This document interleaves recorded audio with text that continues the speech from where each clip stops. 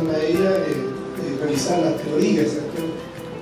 Es importante que el cuidado esté sustentado bajo una base filosófica, ontológica, y que podamos...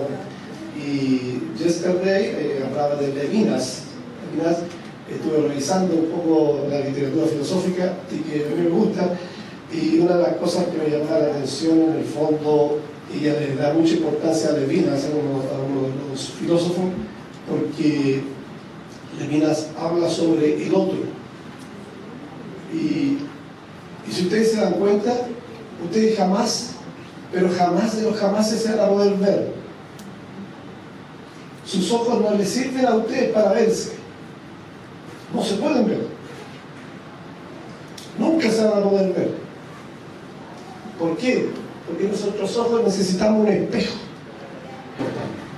Y por eso que es muy atrayente todo este modelo teórico, porque en el fondo hace una trascendencia de lo que es el cuidado. Esos momentos en que tú estás frente al paciente y ahí está. Y por eso es importante que ella nos cuente de su desarrollo. Ella, revisando la historia bibliográfica de ella, ingresó a la parte de enfermería, hizo su bachillerato, después su doctorado, y en este momento ella es profesora emérita en la Universidad de Colorado, University of Colorado.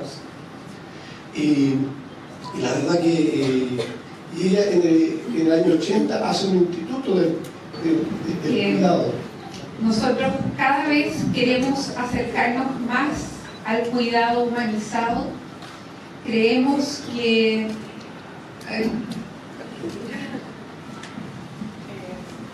we want to be like more acercarnos, sí, cuidado humanizado. We want to be near of the human care.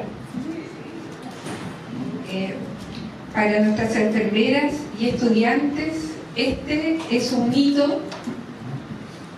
For our students, this is a situation que nunca olvidaremos. and we never forget. Esto nos hace muy bien This makes us very happy. a la enfermería, a las enfermeras, a nuestro gremio en general, y este cariño que te entregamos también queremos entregárselo a nuestros pacientes, porque ellos son el centro de nuestro quehacer. This makes us very happy for our career of nursing, for our students and the professionals that work in this area. And ese mismo amor que nosotros estamos entregando a ella, se lo entregamos y queremos entregárselo a los pacientes. and all this love that the passion that we do every day, we want to give it to you also. Thank you. Hola, mi nombre es Dr. Patrick Palmieri y yo trabajo y estudio con la doctora Watson. Ella es mi mentor y yo hago proyectos en Perú. Soy peruano y americano. Y Erika es una amiga de yo por muchos años. Y yo trabajo en Chile con ella probablemente más o menos 5 años. Y es muy bien que nosotros podemos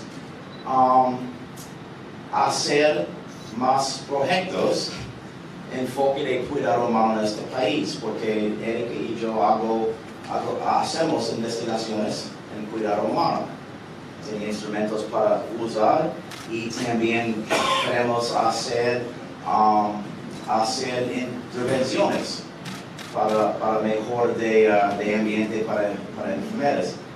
Y probablemente más importante cosa para nosotros es que Dr. Watson puede puede conocer, ¿no?, este ambiente, este hospital y otro hospital también en mañana, ¿no?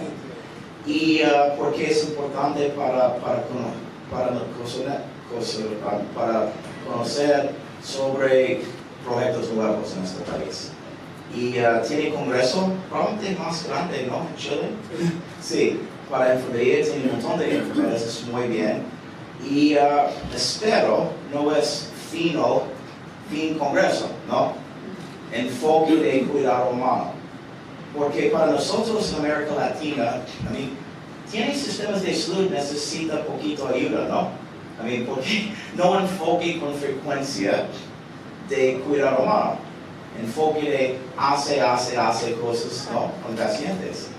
Y ella probablemente habla poquito sobre este concepto de paciente de objeto, ¿no? Y bueno, ahora vamos a dejar a nuestra Miss Jenny Watson.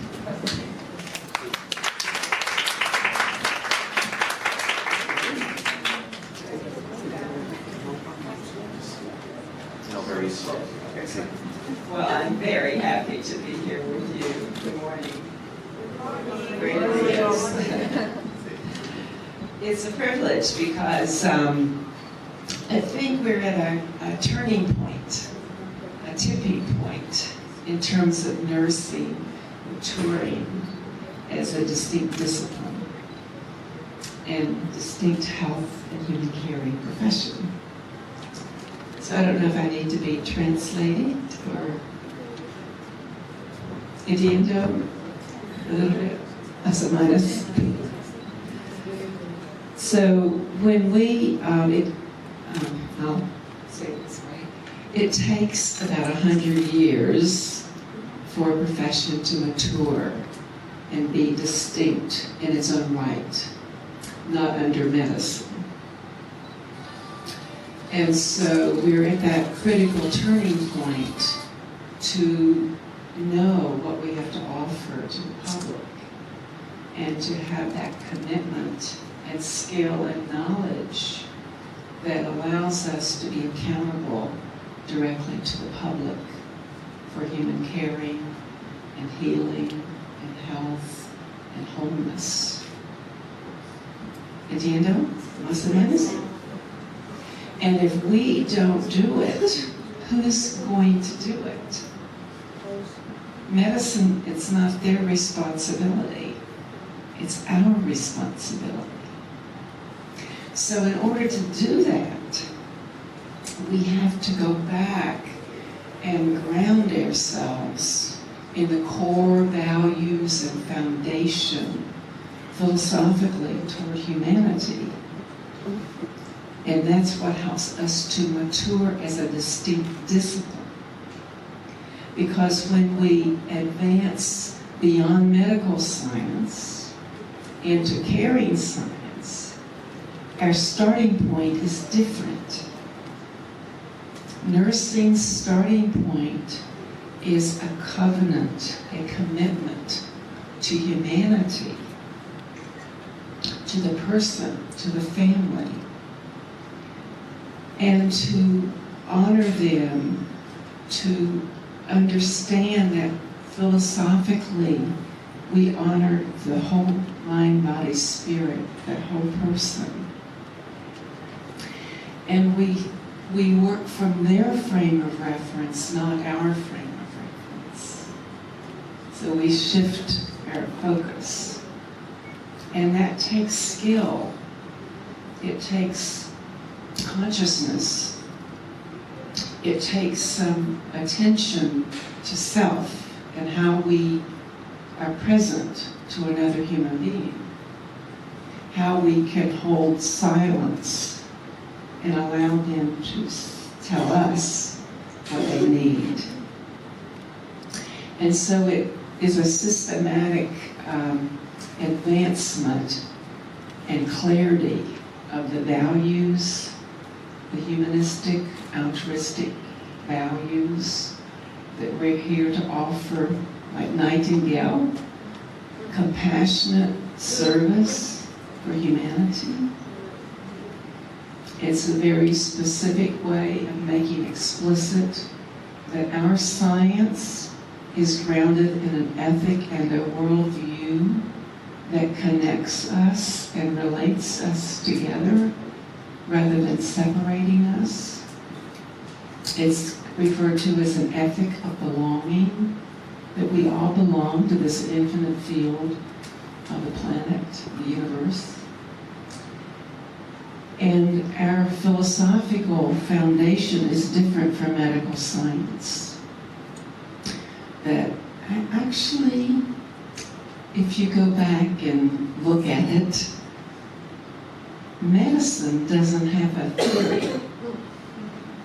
Medicine is not guided by theory. It's guided by biological model of humanity, which is wonderful, we need it.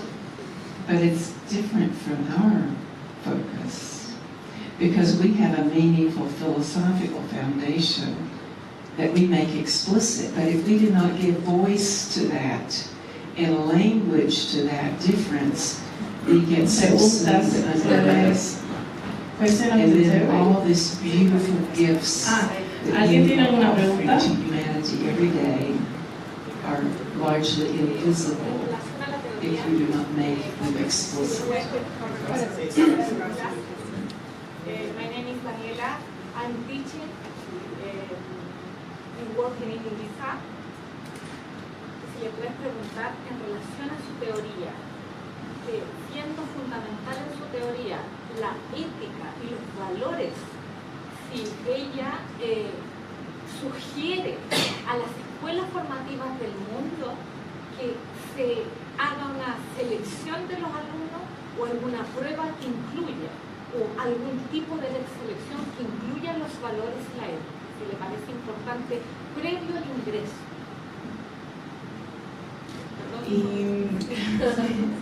In relation to your theory, do you think that it's important that students nowadays have to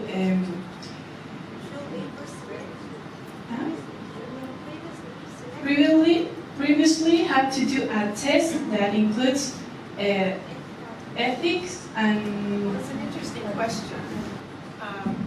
I was working on a national project and it involved medicine and nursing. And this was asking questions about how do you really change the healthcare system. And one of the criteria was pre-selecting students that had a commitment to lifetime of service. That was the new criteria that was established. It's an example. Yes. So my answer to your question is yes, and for several reasons. And I can say more. Dice que efectivamente ella piensa que se necesita ese tipo de pruebas para poder ingresar. ¿Otra pregunta? So, but I can say just a little bit more about your question, because when you introduce students to the discipline and the foundation for nursing, you can actually go through those areas and ask them questions. For example, in hospitals that are using this theory, they often will select and hire on the basis of whether the nurse can describe a caring moment. If they can't describe a caring moment, they don't hire them. So that's an example. Practice. So it starts in education. Por ejemplo, en las instituciones que está implementada en la teoría, que se basa en ella, no seleccionan a las personas que no presentan este cuidado humanizado.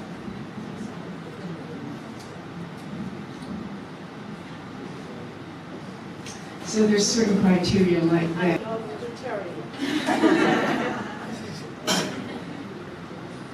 Como en Chile la enfermería actual es menos cuidado humanizado, más trabajo administrativo. Como ella sugiere incorporar o no perder la humanización del cuidado cuando la enfermería está cada vez más de registros, libros, tecnología y no el cuidado? In Chile, nursing is like more administrative work, like registers. And how do you surgery? How can we implement this human care of your theory?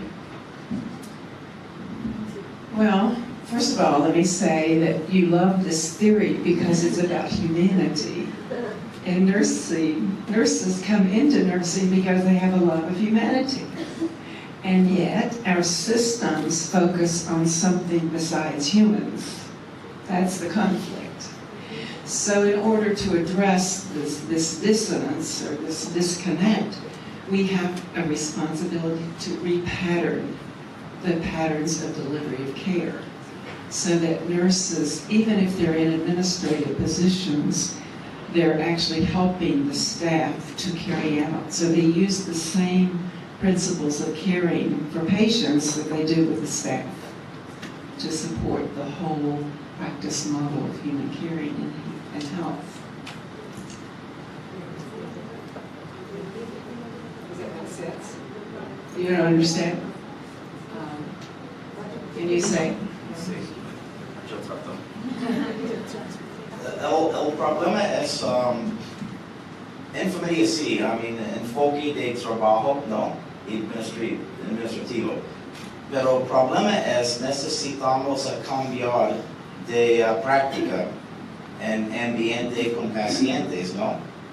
Que enfoque de cuidado humano y también líderes, supervisores y otros puede ayudar para cambiar este ambiente, ¿no?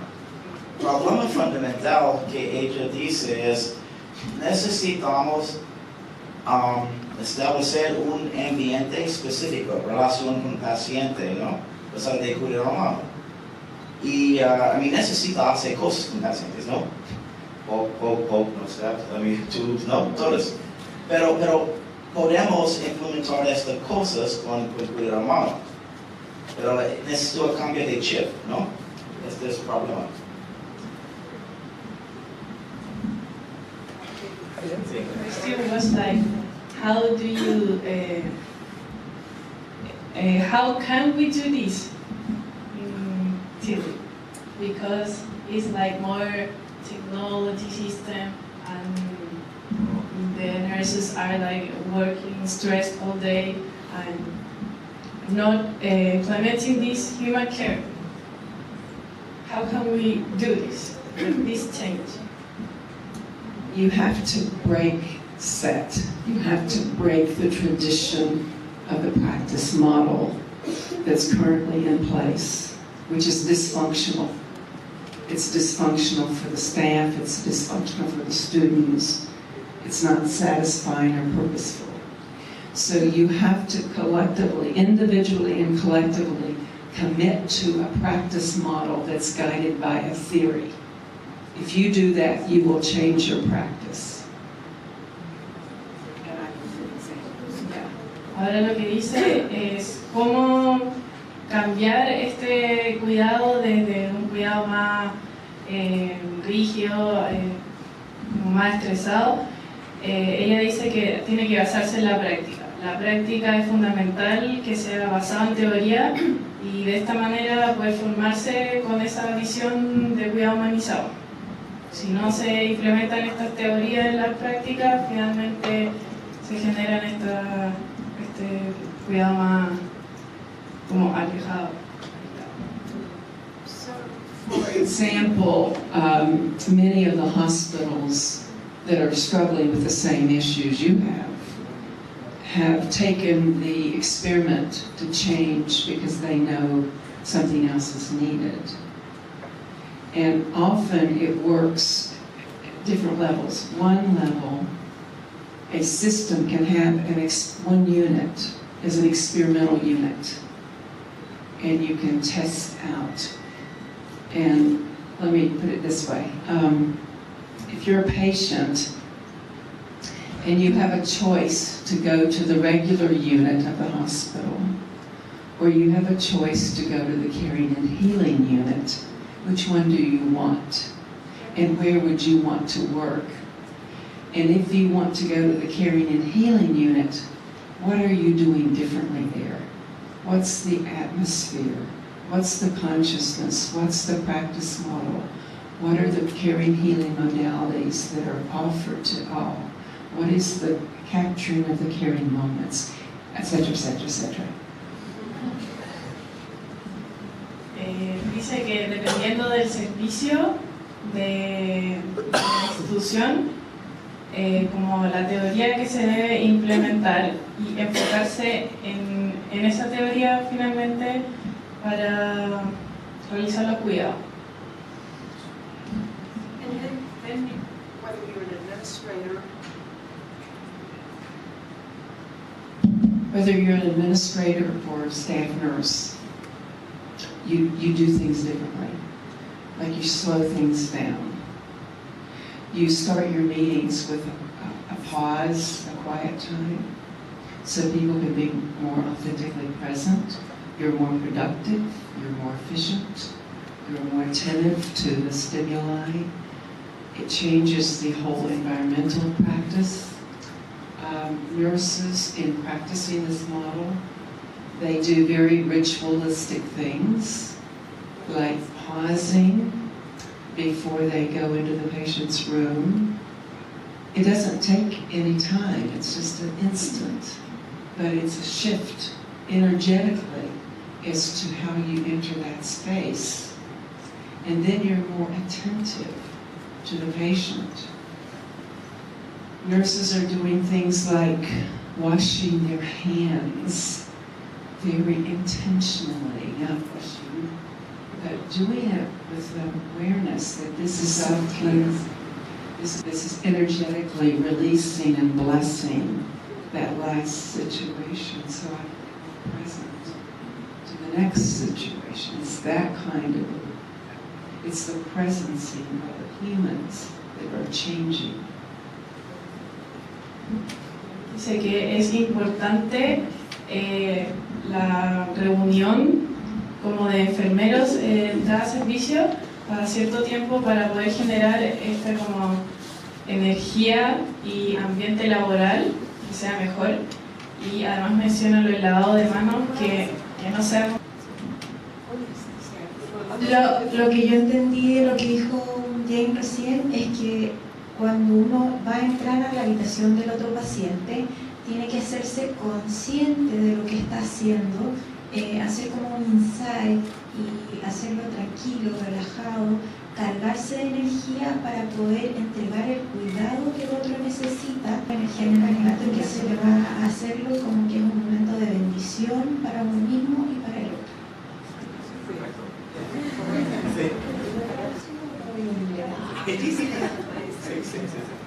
Yo soy Angélica, trabajo en la unidad coronaria. Las unidades de paciente crítico, los horarios de visita de la familia se restringen. Hay muchos que pensamos que el horario de la visita y la familia tiene que ser abierto, que el familiar pueda estar todo el tiempo con su paciente. ¿O cómo recomienda usted? ¿De una sola vez o de manera paulatina en el tiempo? She asked if we have here limit time in critical care areas for patient visit. We're trying to open times for full access. How do you think it's the way to do it? Paulatinamente, slowly, or from once? I don't know your system, but I think it's a policy, it's a philosophy, that if you're going to open it, you make it available as a full, because it's a different environment you're creating. But often you will find the patients, the families, are absolutely contributing to the healing of those patients. So it's a beautiful beautiful way to have access for patients and families together. So I certainly highly support that as a policy. How you operationalize it is going to have to be by your own units. You want to translate back?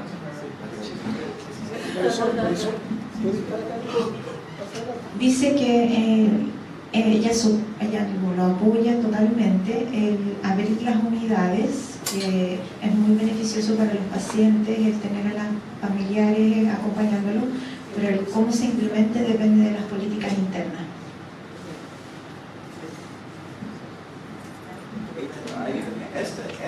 Estas palabras son muy complicadas, ¿entiendes? A mí es muy difícil, entonces es importante que reconozcan esta enfermedad porque es muy difícil. ¿Otras preguntas?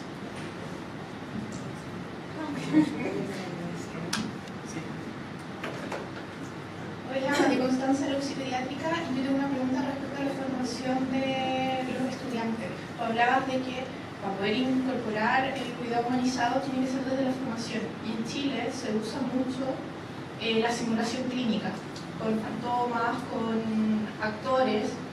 A mí me parece que es muy difícil lograr un cuidado humanizado o enseñar el cuidado humanizado si estoy enseñándole a un muñeco. ¿Cómo se puede compatibilizar ambas cosas? Desde que en Chile es complicado trabajar directamente con los pacientes cuando tú eres estudiante.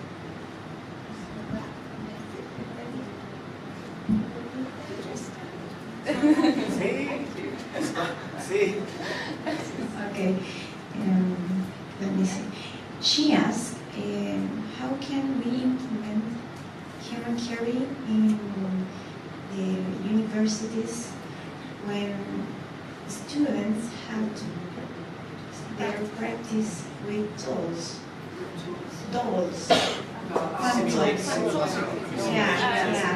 Simulations, exactly. So, and when they are students, they have little chance to practice with people. So, how do you think they can have their chance to put the human caring in practice? You do it in the classroom, and you change your skills. Simulation labs can become healing arts labs or caring labs for the students. So when you have a shift from skills to arts lab, then you start having the human caring and presencing and interviewing and staying in the patient's frame of reference and paying attention to nonverbal communication, attending to silence and allowing the student to learn how to hear another person's story without judging, without fixing it. It's a whole series of ontological competencies that we're talking about in terms of caring competencies that transcend the skill physical competencies. They're both equally important. But you can actually be very good at technological skills and be unethical if you don't have the right philosophy and values and consciousness about what you're doing and how you're delivering those skills. So you can do it in the simulation, but it's false. But when you do it with people, with each other, in the arts lab, you learn by your own experience. Lo que quiere decir ella es que hay capacidades que se desarrollan, que trascienden más allá y que uno puede ser hábil tanto en lo técnico como en lo humano y que se puede practicar haciendo entrevistas, aprendiendo a escuchar sin juzgar, aprendiendo a tratar con el otro directamente, a mirar, en evaluar al paciente, en prácticas como de entrevistas del paciente, en la ontología, en trascender con el otro, y que en estos laboratorios también de cuidado humanizado que se pueden hacer en conjunto con los laboratorios de prácticas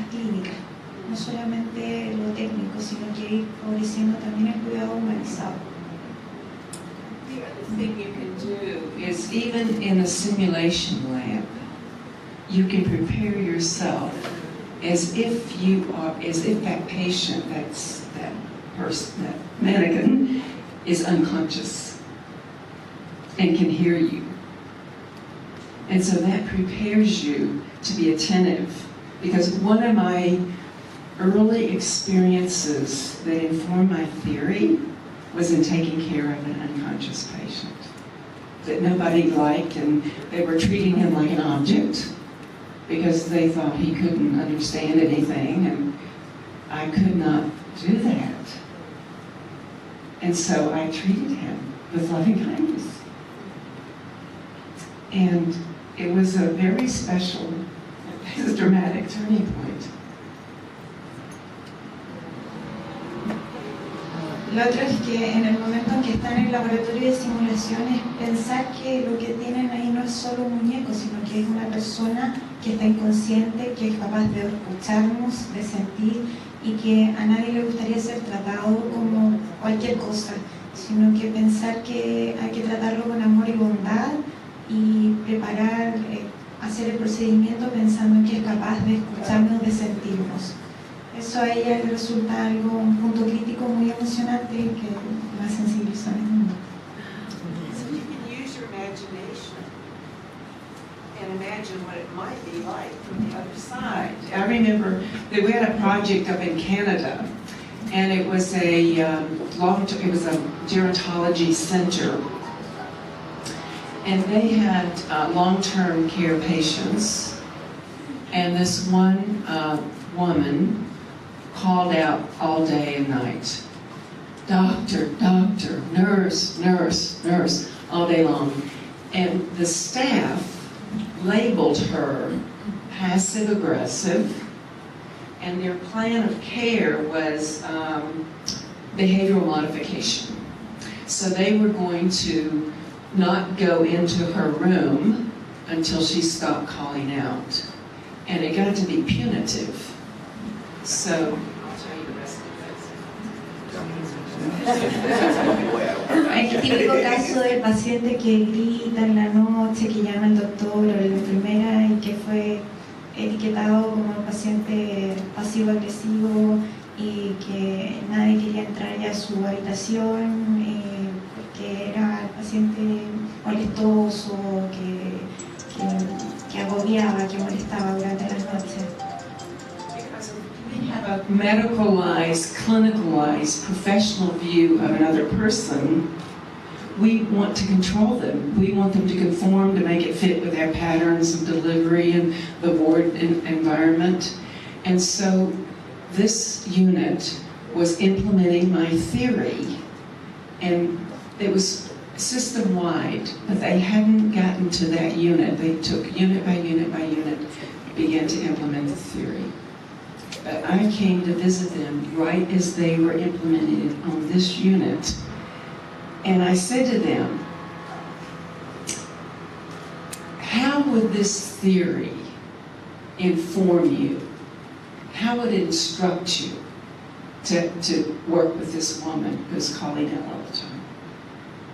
Is the behavioral modification model consistent with this theory? Of course it's not. Because then it had to be a control thing and fighting over who's going to win. But what happened is, if you're using this theory, you would seek to work from that person's frame of reference and try to at least understand why is she calling out all the time.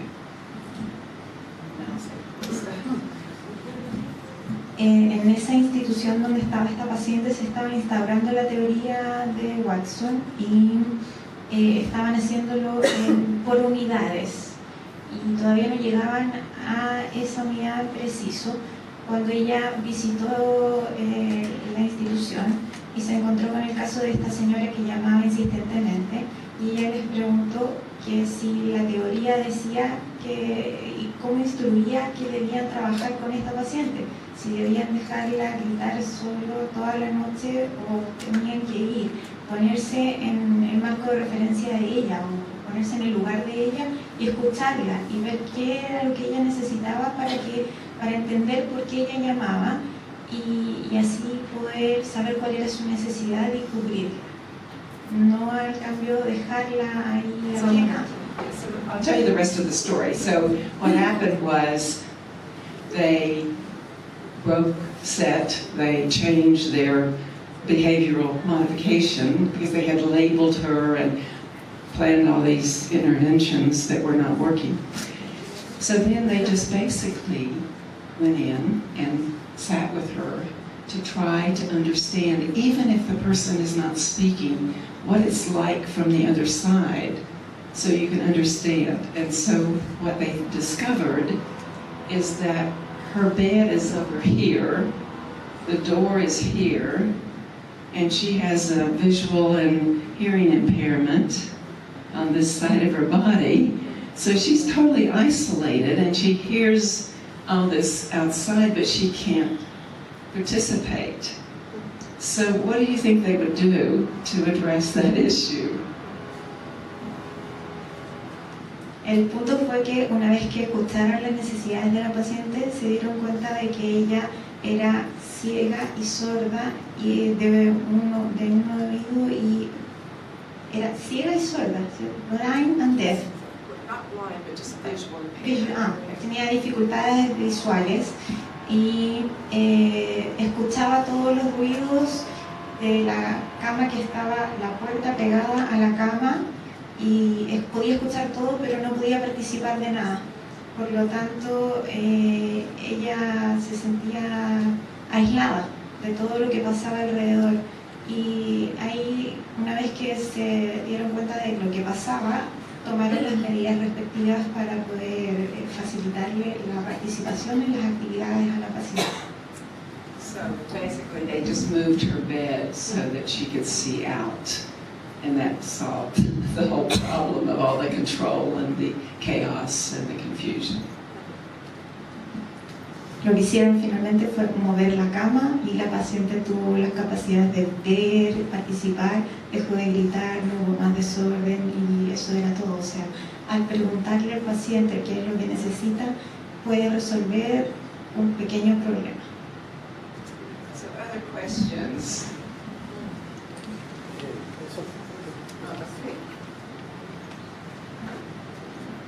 Hola, buenos días. Mi nombre es Gonzalo, soy asesor jurídico de la dirección médica y quería hacer una pregunta enfocada en enfermería, pero respecto a lo que corresponde a la limitación del esfuerzo terapéutico y cuál es el rol que juega la enfermería en la toma de decisión respecto a la limitación del esfuerzo terapéutico, que sabemos en Chile es una conversación que actualmente tienen los pacientes con los médicos. En inglés, I'm Gonzalo. I'm the legal advisor from the head direction, and the question is focused on nursing, okay, and how the nurse caring and this humanitarian caring works with withhold and withdraw, withhold and withdraw of mental health, and which one is do you think is the role play of nursing in decision of withhold or withdraw this caring in the ICU units? Are you talking about making decisions? Yeah, how the nurse has the power to talk to patients and be humanitarian. Are you referring specifically to patients who are terminally ill or just in general? Terminally ill? In the ICU. Well, this is a very ethical context for this, because if you use traditional ethics to address this issue, you use rules and principles of environmental ethics, but in reality, you have a contextual relationship, personal meaning. There's no one answer, and you have to use what we refer to as an ethic of caring. And in some of these instances, you have to ask yourself, under these circumstances, what is the kindest thing we can do? And you use that kind of higher consciousness to make these decisions, whether just a medical decision that we have to fight to keep this person alive. But it's delicate because you have to work with the family and relationships and their grief and their anger and all of those vicissitudes of the humanity issues. But if you have the consciousness of the sacred circle of life, you want to create as much as possible, a beautiful entry for someone to return home, so to speak. And you can engage the family in that, helping them to forgive. There's some of these basic questions that we use at the end of life with the family to ask for their forgiveness, to tell them they forgive them, they hope they will forgive them. It's very good. And that they love them, and they can release them. It's like dramatic stuff. But that's the kind of thing that's a sacred circle. Rather than fighting to keep somebody in the body physical.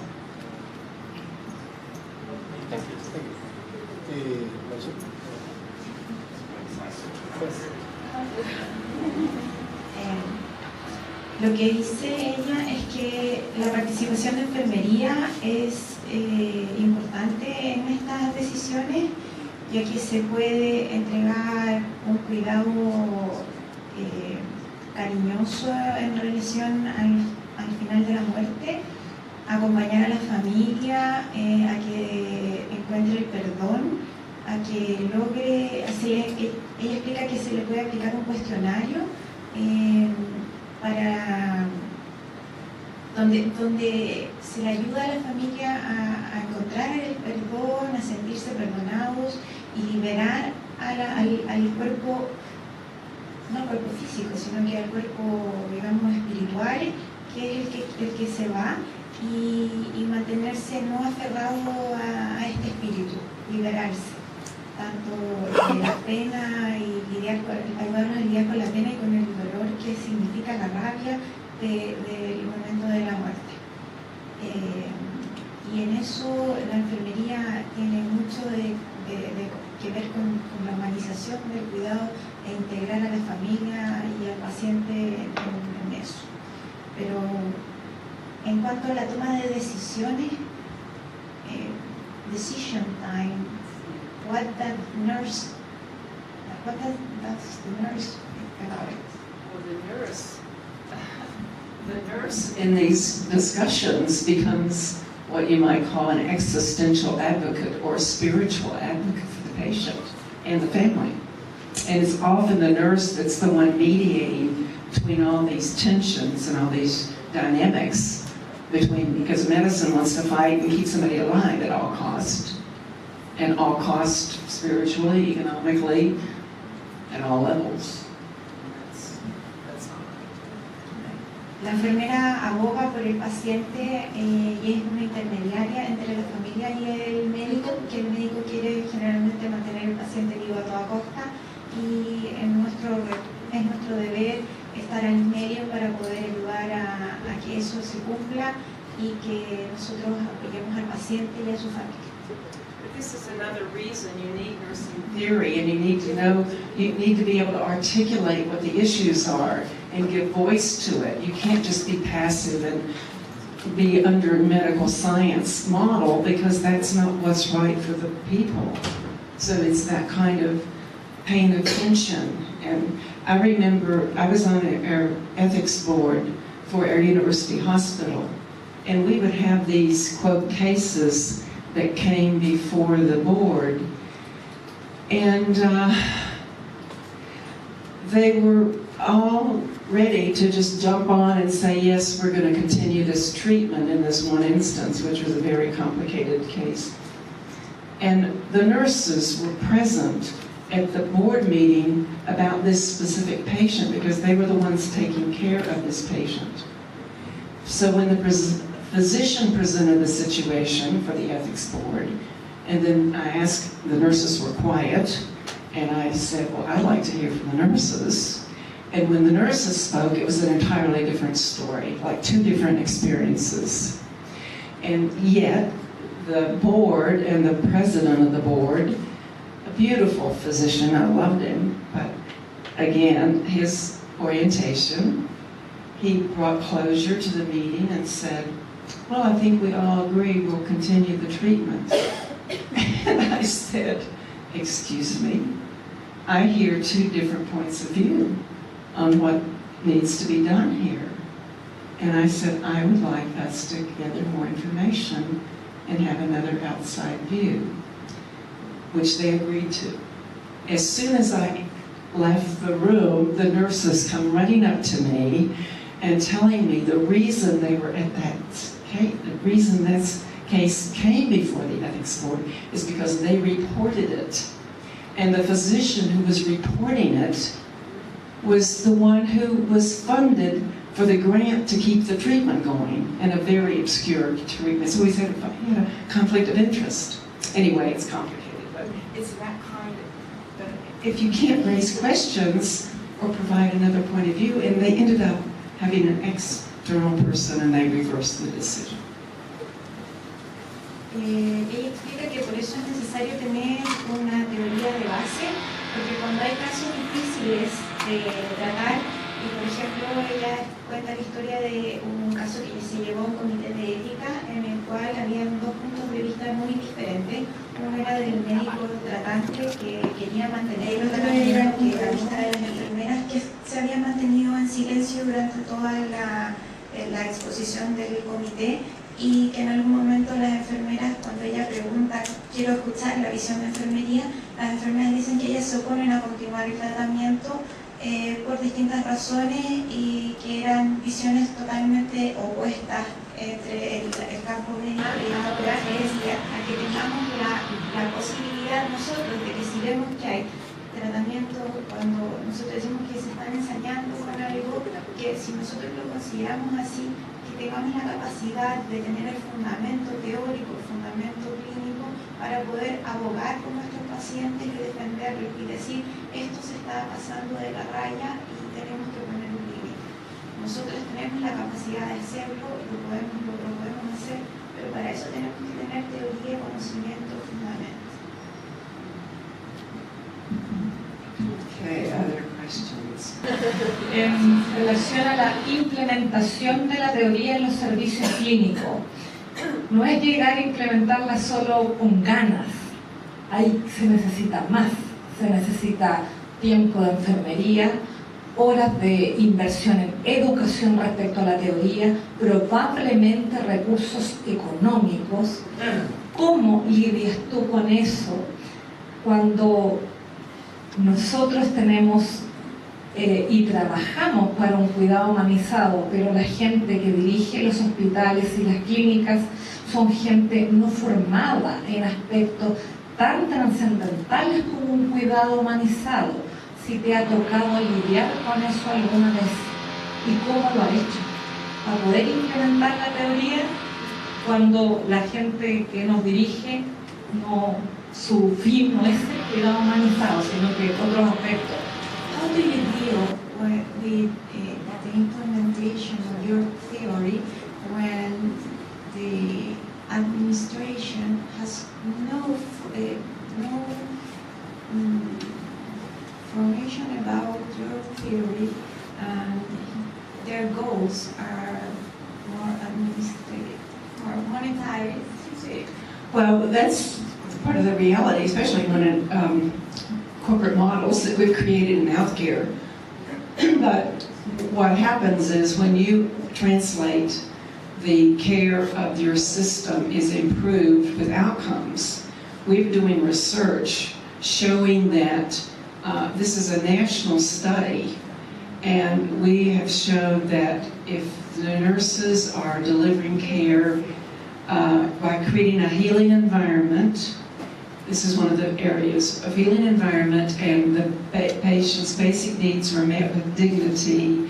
Those are the two highest indicators of the caring processes that are directly tied to patient satisfaction and overall hospital positive variable outcomes, which are tied to economics, because these kind of outcomes are tied to the funding model that hospitals get.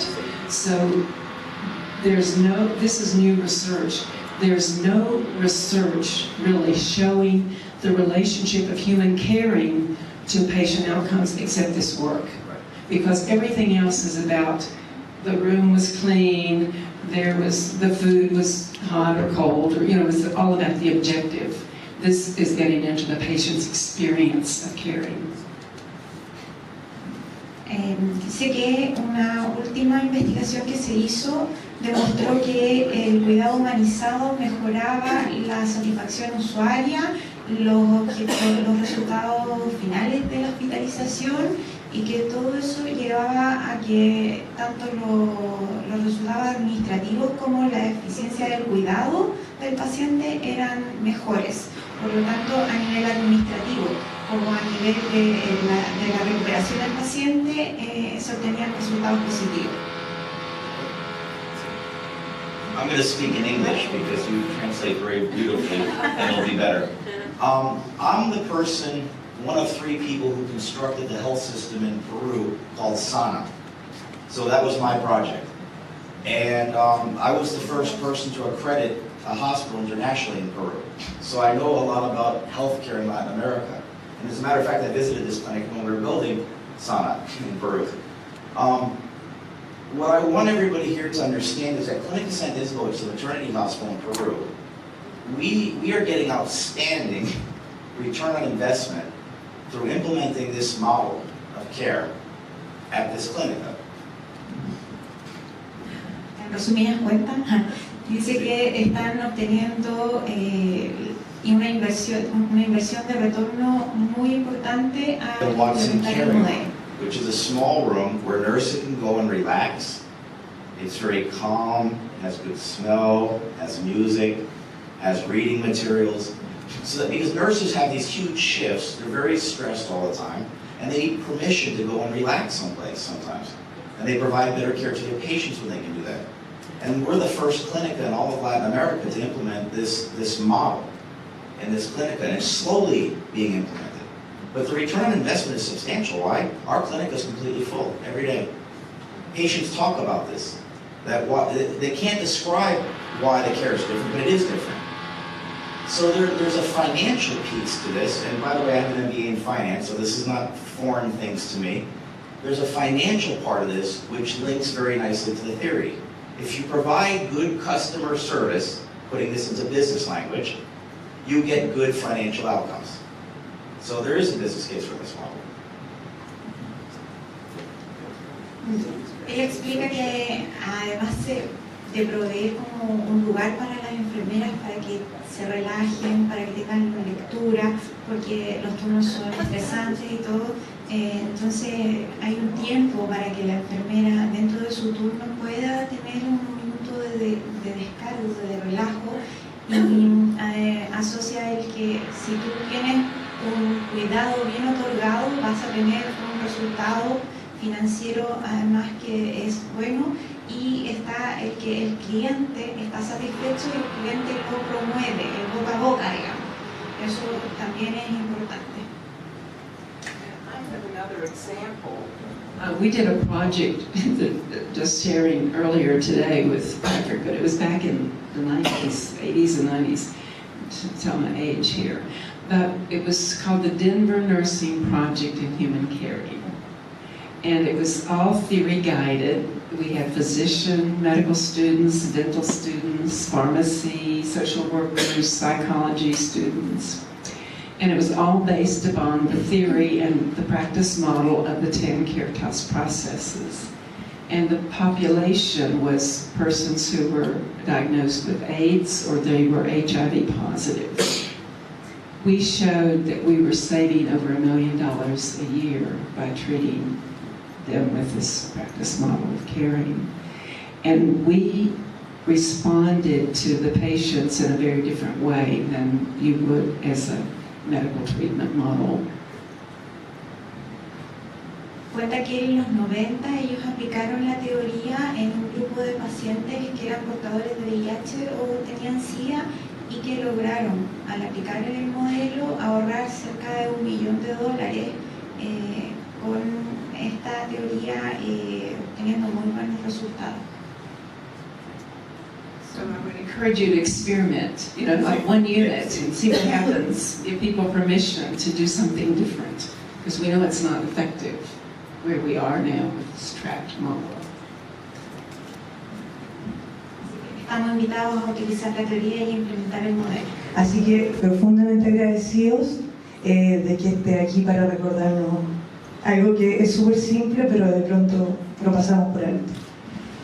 Queremos hacer la entrega de unos regalos también. We are deeply thankful from you to have you here and you to remind us that we used to care people and sometimes we forget it, and the work of the day to day. And also we like to give you a present for you to remind us all the time.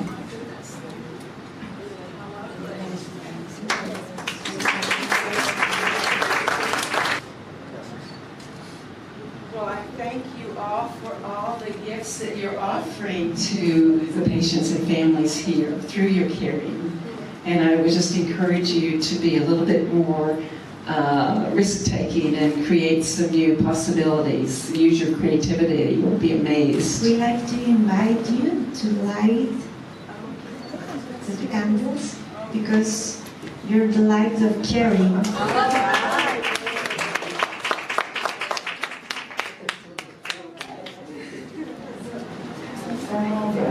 From all us. So I'm bringing the energy from other parts. I'm going to this works.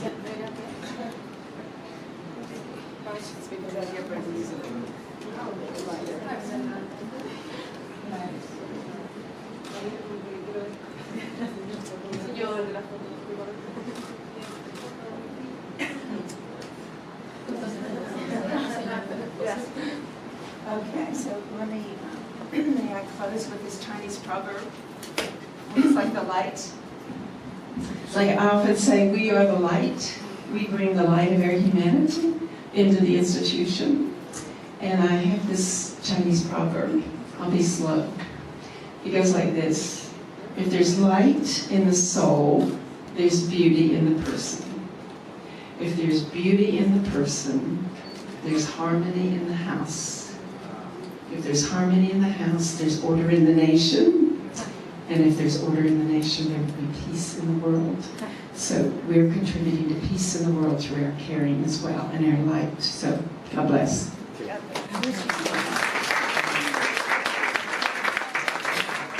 Ella nos dijo un proverbio chino que parte con que si hay luz en la casa, hay luz en el alma.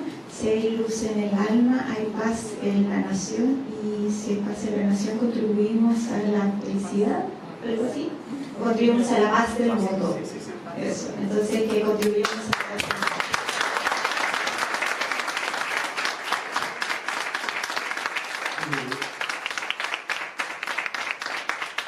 Nosotros como Clínica Indisa estamos muy agradecidos de la presencia y quiero dejar unas palabras en este momento para que el representante de la Jefatura de Enfermería lo cite. Sí.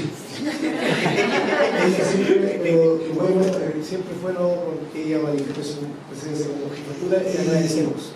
Primero que nada agradecer su presencia acá, agradecer que considera Indisa dentro de la Visita dentro de Chile. Creo que la humanización de la carrera es una carencia que tenemos importante de la formación. Creo que tiene que ser parte importante de nuestra devoción por la carrera.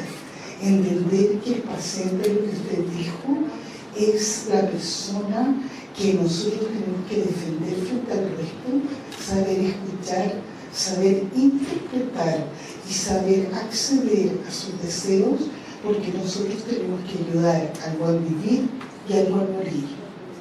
Agradezco toda su intención de llevar en nosotros esta luz que nos debe acompañar siempre y que ciertamente eso es lo que nos falta, porque estamos tan llenas de cosas administrativas que no le damos tiempo a lo básico de nuestra profesión, que es el atender al paciente y acompañar a él, a su familia y cumplir las indicaciones médicas. Tenemos lo básico, que es el conocimiento, la justificación y lo más importante, el querer, el tener la vocación, la intención profunda de hacer las cosas bien cada vez. Y pensar en esto nos lleva a ser exitosos y a atender en forma integral a nuestros pacientes. Por eso el que usted venga de tan lejos a decirnos y a fortalecernos en nuestras debilidades. Solamente le agradezco a nombre mío y a todos mis compañeros y de la institución su presencia acá en la clínica. Muchas gracias.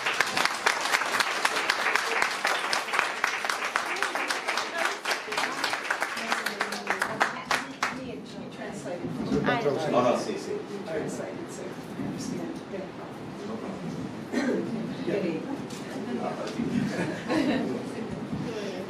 La verdad es que estos momentos a mí me hace acordar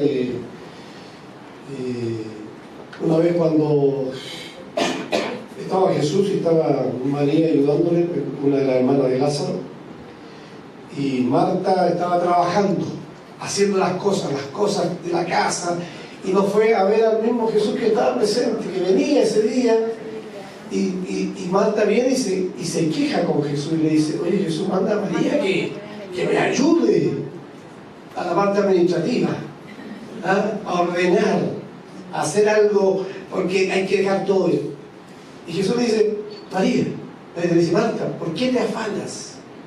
Si lo primero es esto, siempre lo primero es el cuidado, humanizar. No perdamos nuestro foco, no perdamos nuestra idea de la luz, del cuidado. Partimos nosotros haciendo una promesa y que le va a pasar a los estudiantes cuando egresamos. Yo egresé hace 30 años. Y esa promesa siempre está guardada en todos nosotros. ¿Cierto? La luz, la esperanza para el cuidado. Sí, agradecemos tu presencia, Miss.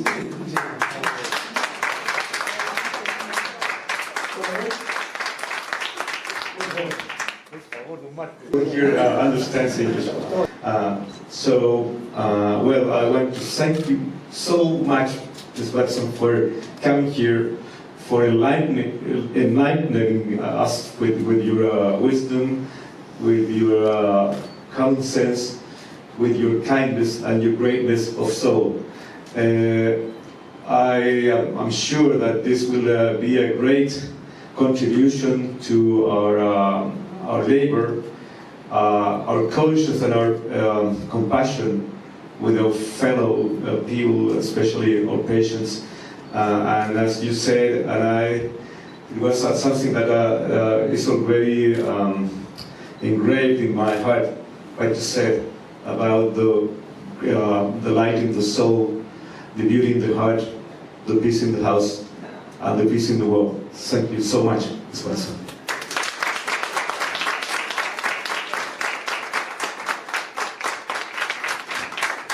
Bueno, ahora queremos